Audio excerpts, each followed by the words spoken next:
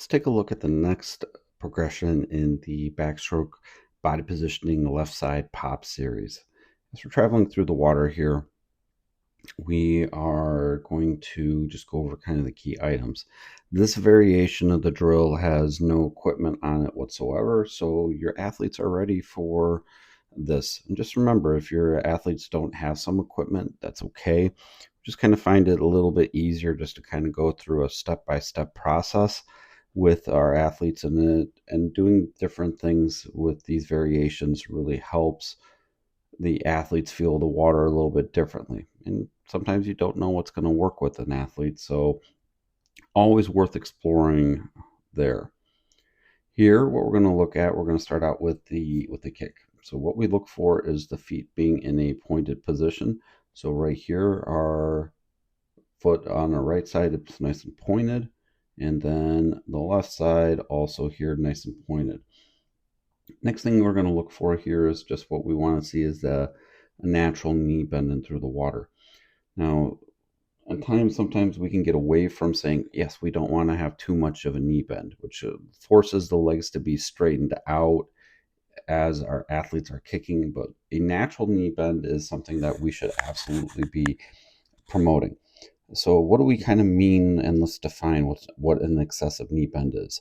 An excessive knee bend here would be something about really approaching that 90-degree mark where that knee is really, really bent. Kind of think about like you're sitting on a chair. If we did that, we'd be just kind of kicking back and forth here under the water and not really moving.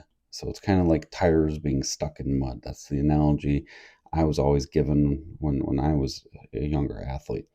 Same thing here. If the kind of the knees will go into the chest and they're approaching that 90 mark, and kicking air isn't really going to help us move forward either.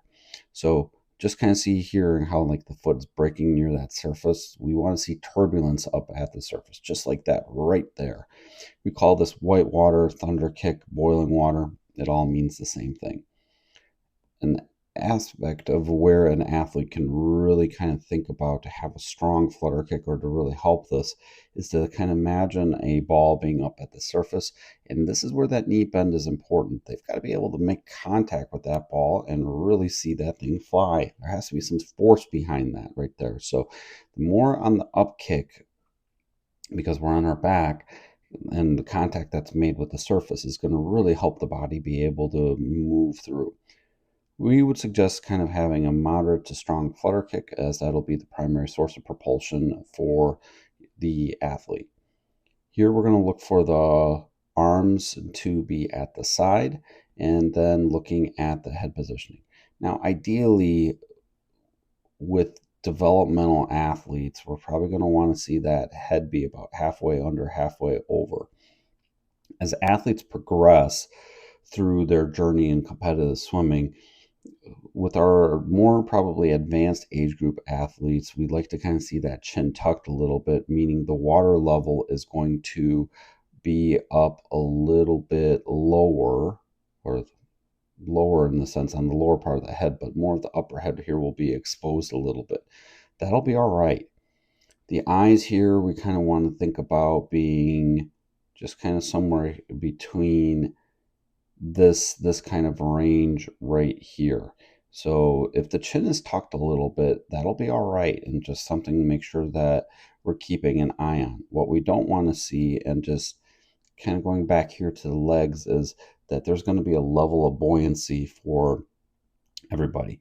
And our athletes are going to be able to feel the water or kind of float through the water very, very, very differently.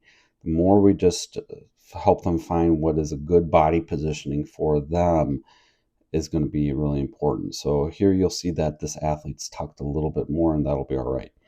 However, as we're moving through the water, we're just keeping that head nice and steady. That head then is staying in that same spot.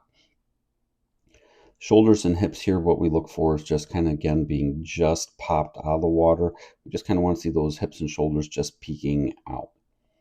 And then we just have this nice strong kick as we're moving. We're not looking for rotation, just kind of keep kicking as we're moving.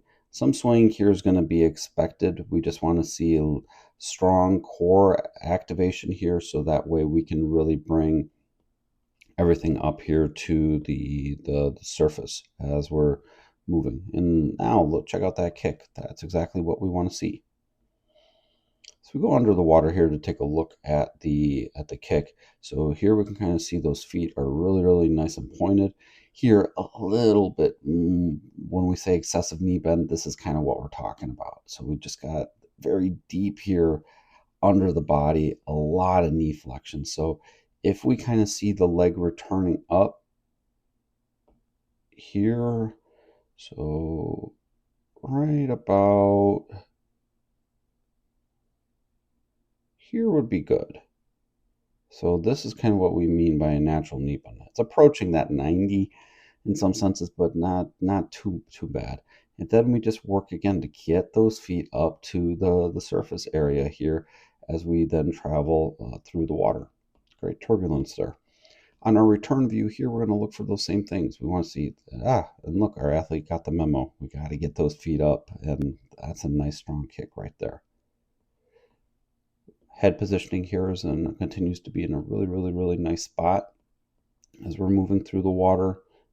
No extra movement. And then we see the shoulders here. We flatten out a little bit right here. So kind of see that right there. And then we would just tell our athlete, remember, you got to have those hips and shoulders just kind of just peek out. There we go. So kind of see that little pop right there.